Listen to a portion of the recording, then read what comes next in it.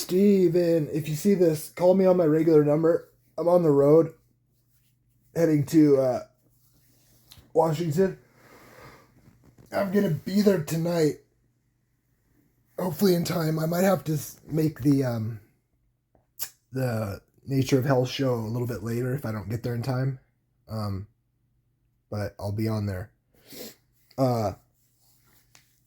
Also, I want to... So this comment is on kelvyquayo and his misuse of the church fathers. As I demonstrated in the last video, Iraneaus said that the Decalogue is permanently with us and that Jesus extended and gave it increase by his advent in the flesh, the Decalogue. And then he contrasts it with part of the law of Moses, in my opinion. But he is trying to make continuity leading up to chapter 14 and into chapter 16 from chapter 12 and book 4 of Against Heresies.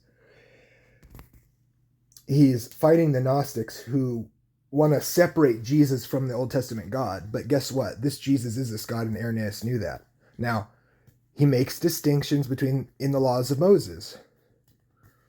I mean, you can argue what those are exactly, but it's pretty clear to me that he wasn't keeping the feasts in the way that Hebrew roots advocates would.